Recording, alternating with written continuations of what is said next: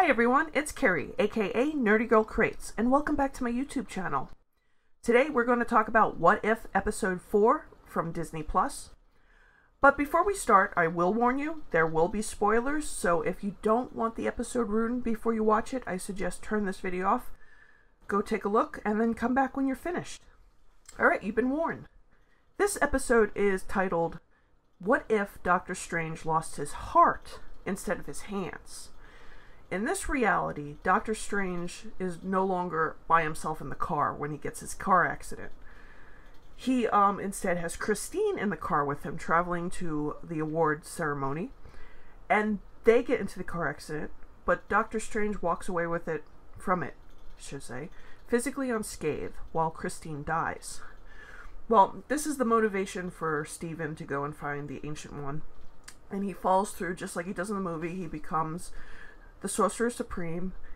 He defeats Dormammu, and after all that, it's been 2 years, he's sitting in the sanctum, looking at the Time Stone and thinking about Christine. Now he's been warned by multiple people never to mess with the timeline. Instead, he decides he's going to, because he can't bear the loss of Christine. So he goes back and keeps trying to change the scenario over and over again. But what happens is, no matter what changes he makes, Christine always ends up dead. Well, this devastates him even more. So the Ancient One tries to stop him and tries to talk him out of it. He doesn't want to hear anything about it. He goes in search of some lost powerful books that will increase his power. Well, by doing this, it takes him to the dark side. So it becomes like a dark version of Doctor Strange. Meanwhile, you find out the Ancient One, while trying to stop him from interfering with the timelines, split him in two.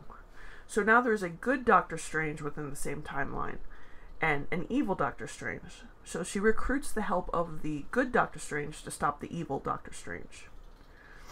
What is interesting about this episode is good Doctor Strange does not win. He ends up trying everything he can to stop his evil side from destroying the universe, because once he brings Christine back, it's going to fracture everything and the universe is going to no longer exist.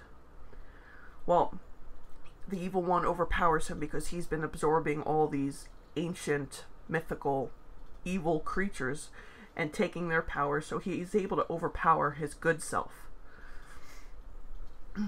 He brings back Christine, but just as he does, everything starts to fracture and dissolve, and he notices Christine is dissolving, and he realizes, even though he brought her back, he was going to lose her anyhow. I have to say, out of all the episodes I have watched so far of What If, this one I actually enjoyed. Thought it was really good. There was no trying to push any stupid messages. There was no switching this person with that person. It was actually a very interesting what if tale. And this is me just coming off doing my review of 3 what if comics, including one where what if Doctor Strange never became the Sorcerer Supreme. And all the original cast is back, which is another interesting thing. Plus, they bring in some new characters that I don't remember from the Doctor Strange movie. Also, you get your first interaction with the person in that timeline and the Watcher. And the Watcher just pretty much calls out evil Doctor Strange for everything he's done and tells him, I cannot interfere. He goes, I will not interfere. Again, Benedict Cumberbatch is just perfectly cast as Doctor Strange. He's right up there with Robert Downey Jr. as Iron Man. And to see him be able to play the dual personalities, even though it's an animation, I should say, is really interesting, because he can play both the good and bad guy. And it's great. Even Rachel McAdams returns as the voice of Christine. You get B.D. Wong back as Wong.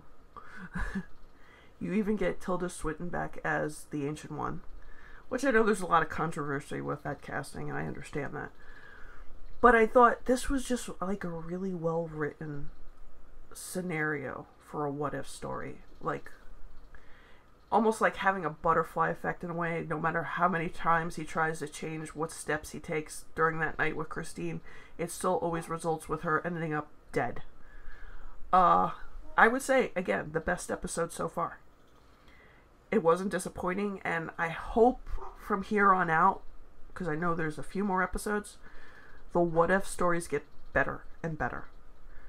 I mean, I'm not holding out hope because I have been disappointed too much in the past, but I'm hoping this one is just the start of some really good stories moving forward. So tell me what you think. Did you like episode 4?